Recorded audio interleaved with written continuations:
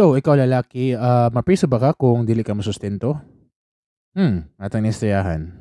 Hi, this is Owen and this is Emoha Podcast.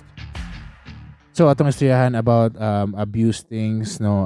But before that, let me just give a quick announcement. Pasensya ang akong tingog because it's already a flu season, no? Just a minor flu lang. Lain lagi ang atong lawas, but I'm still making this podcast just because I have the commitment to make it in every Wednesday. So, thank you very much na nakasabot sa ako na medyo busy lagi ng life. But yeah, I will just talk about the things na unsa akong gustong istorya about aning abuse things, no? And also before ta magsugod atong paminaw atong mga sponsors. So as per Republic Act 9262, no, they call that one actually is a anti-violence against women and children of 2004. I think that will answer the question kung preso ba ka o di ka masustinto. But I cannot talk about the technicalities of that law because in the first place, dili ko attorney and also wala ko'y mga knowledge, deeper knowledge about that one, no? Mga ko lang is kung search ka sa internet, I think available naman siya sa internet sa tanan, no? If you search that one, that kind of Republic Act, under Section 3, letter D, na siya sa definition of terms, makita na nimo na unsa to'y kanang tubag sa kanang pangutana kung ikaw ba mapriso ba ka kung di ka masustento. But actually, ang akong gustong istoryahan ani is because this protection of women against men are actually kanang very good, you know. Kanang ni siya nga act, no? Because I know that men are just so very aggressive, and also they're so powerful. Muna sila yung mga tao na mga kanang they're so unstoppable, no? They have the strength, no? And that's why they call that one the bad boys, no? According to Dr. Jordan Peterson, no, if you pick a random male and female in the population, no, 60% of the male actually is really so aggressive. The women is just 40%, no. So muna siyang natayin na law, no, against this kind of violence because men are just naturally aggressive in a nature as a man, you know. So Jordan Peterson actually is one of the professor in a University of Toronto. And also, I think makita naman na siya sa YouTube or makita naman siya sa internet. No? They have already affiliates on in different university. And for sure, na siya mga studies about this one. He is really a good clinical psychologist. Ako lang, wala ako kakita kung unsay about studies aning 60% or 40%. No? But I'll just take the words of Jordan Peterson na inanagin ang studies about the male and female about aggressiveness. No? So meaning kung inana man gani dili gid ana kalayo gid ay ang gap, no? With dili ka kaingon nga mo yung kag 80% ng mga aggressive mga lalaki, 20% lang mga babae. I think makaingon jud ka na siguro dako kayang gap, no? Kay 20% gyud na. So murag medyo layo kayang gap. Pero kung kanila mo gamit lang kag 60%, 40, I think that's really so kanang small gap gid kayo. Kung maingon ka na aggressive people like 60%, dili gid siya ana ka layo, no?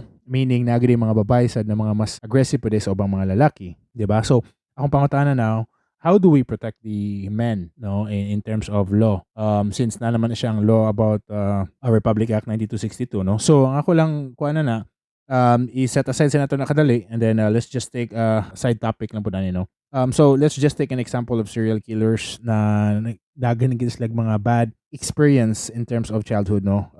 Dagan sila daghag mga kuan sa papa mostly, no. Hanagan sila kang dako kay contribution ang mga father, especially mga alcoholic, mga kuan daghan kay mga components especially as a father figure, no.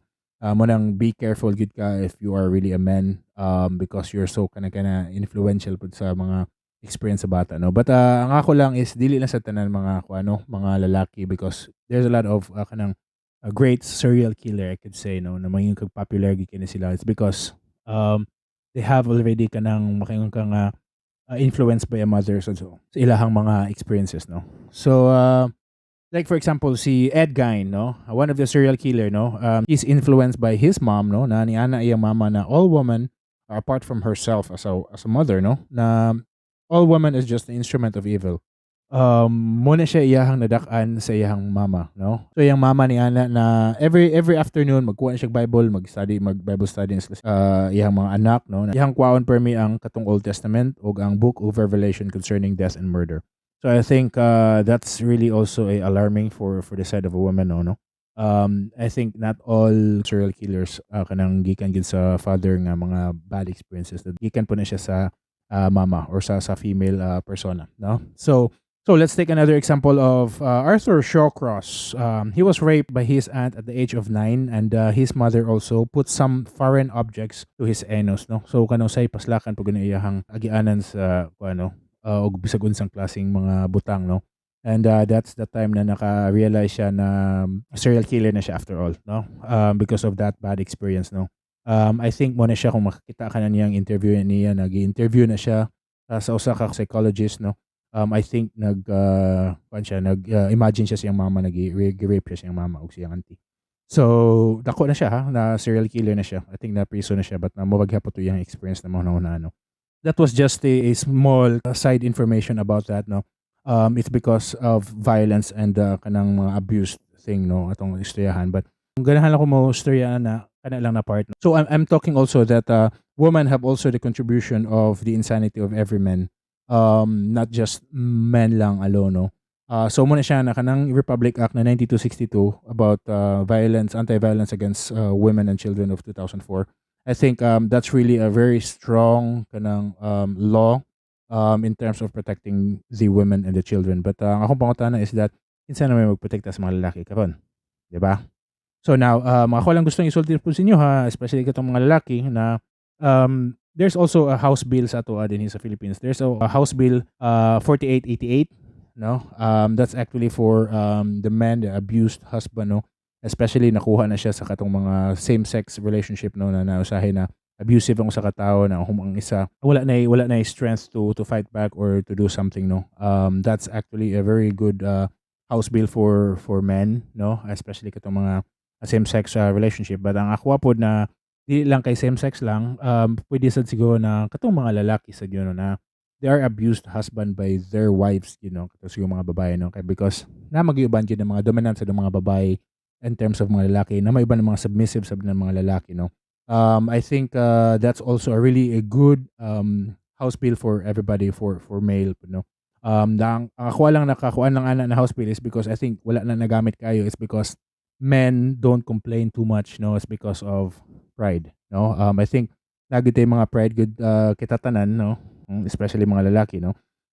It's because sa gamay pa ta, natay mga natural ginato na again aggressiveness, no. So naagi na sa atuan, and then by the time na medyo musumbong-sumbong ka ginana, mag-inon ka, talawana sa ni may talawana sa, so nakuanan nato sa atong culture as a men na dili kita basta-basta mo complain, no. That's why ang kana na bill, na house bill na 4888 wala kay na nagamit.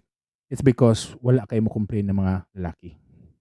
Which is, I don't know, maybe siguro naagi mga hidden na mga data sa anak niya na 4888 na wala nato na expose gyud, no. If namoy mga inana na mga data, please show us na yung mga inana din na mga data na mga lalaki na ning reklamo before. Usa sad sa mga siguro na dili sila mo complain ng mga lalaki, it's because mahadlok na sila, is because the Republic Act ng 9262 is very strong, and basig mabali na noon sila sa mga kanang issues, no. Basig sila na ingon na you're male, you're aggressive siguro, no. So mabali na noon na sila, no. Usa sa rason siguro na mga lalaki dili kayo mo storya about ana or mo complain about ana, no. Normally ang mga lalaki makuha na lang na mo distansya na lang, or maybe mga annulment na lang gid ang ilahang mga solution, no, just to kanang get over with that kind of situation, no. So mo na siya ang difference, no. So I know naagay nindot pod about the Republic Act 9262 about the anti-violence against women and children of 2004, and also the kaning House Bill 4888 just for the husbands as well, no. I think my final thoughts for this one, no, na regardless of your gender, regardless of your strength, no, you always have the right to say something, no. Just voice out, no. Don't swallow your pride. There's a lot of people already na mutabang gid sa imuha, mutabang gid na kanang unsaon ang pagkuan sa pagbalance sa tanan, no. Especially for those people who are like the voiceless people, no. Na dili ganahan mo tingog lang kay o lang sila sige, no. Regardless kung lalaki ka or babae, I think kailangan ka mo istorya gid, no. Which is I think mura na ako masulti sa about anang house bill and hopefully namoy makakuha lang ana no na please use that law that as long as na sensible lang pud ang imong rason no di lang kay sige lang kagreklamo lang actually ikaw dai mo puy ko ano or nalanggi mga pasensya lang pud ginagmay no that's I think that's already in their family code na pud I think that will be kanang consulted to attorney for family kanang experts no. So kana mo na siya akong rants for today. Hopefully makakuha na mo ana, makabalo mo ana and then please research that kind of law if interested mo ana. You can post that one also in the comment box kung ganahan mo. It's up to you but ang ako lang is just be voice out po na kung katong mga taong especially katong mga voiceless people. Okay? All right. So as always, I always leave you something before I end this episode. No, I maybe leave you some thoughts, or maybe I will leave you some questions. No, this is for men, but also can be kanang applicable for women. No, so if you are abused, no, will you speak out or will you just swallow your pride, no? Or will you just silent na lang na? Okay, di na lang ko. No, hilam na lang ko. Di na lang ko masulti. Are you that kind of person? Salamat yung pagpaminaw and salamat na nakasabot mo sa ako ang tingog nga medyo lain gid kay akong tingog ron and also lain pug kay ang akong lawas karon but thank you very much na naabot mo dihin and you're still listening until this part. Amping-amping mo tanan din ha. Take care of each other. I know it's a flu season and stay safe, stay healthy and magkita-kita ta sa sunod na episode. Bye-bye.